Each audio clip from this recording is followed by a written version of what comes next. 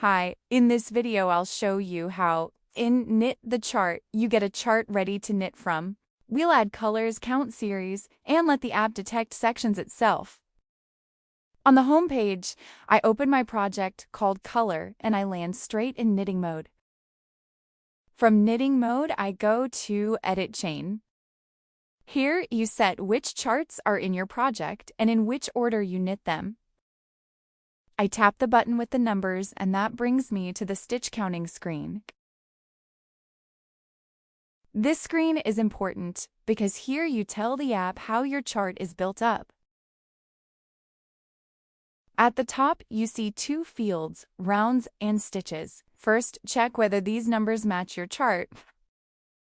Everything we do next builds on this grid. If the number of rounds or stitches is wrong, the count won't line up with your knitting later. So this has to be right before you go on. Sometimes the numbers are right, but the lines inside the frame still don't sit neatly on the cell edges. That's because not all rounds are the same height, or not all stitches are the same width.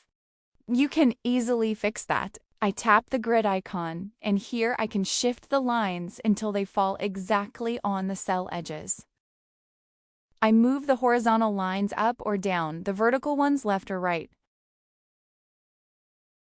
Take your time with this, because the neater the lines sit, the better the app will detect your stitches later. When everything sits right, I go back to stitch counting. First, I zoom out a bit so I see more of the chart at once. That works more comfortably later. Now I'll add colors by hand. I pick a color and then I place 2 points on the chart at the start and at the end of a run of identical stitches. The app automatically counts how many stitches are in between and turns them into a series. A series you've placed you can drag if it wasn't quite right. And if you want it gone, you just delete the series again just as easily. To delete a series, tap the number of the stitch series. And now, something handy. When I have a series on the chart, I can change its color.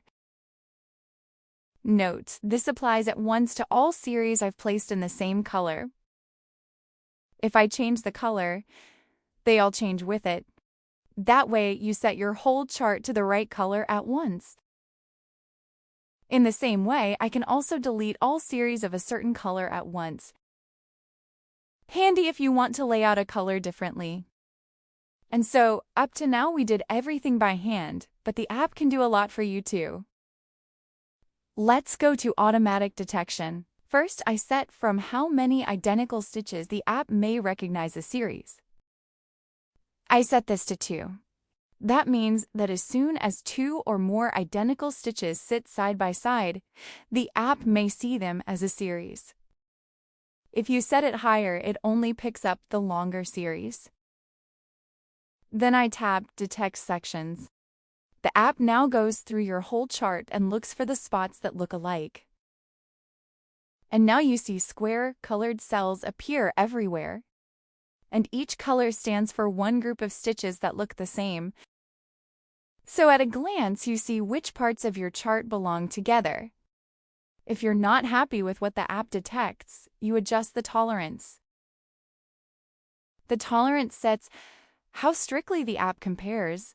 With a low tolerance, cells have to be almost identical before they form a group together. With a high tolerance, and it also includes cells that differ a little from each other. Play with it until the result fits your chart. After you've adjusted the tolerance, you tap Detect Sections again to refill the chart with the set accuracy.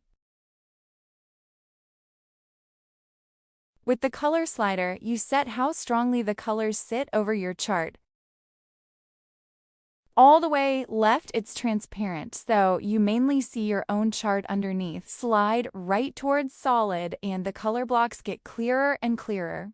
This way, you choose the balance between the original chart and the colored series. Once your chart is ready, you go back to Edit Chain and from there, back to knitting mode. Then you can start knitting from your chart, neatly counted and colored in. And that's counting stitches with Knit the Chart. With just a couple of steps, you get your chart ready and you keep control over the colors and the series. Happy knitting!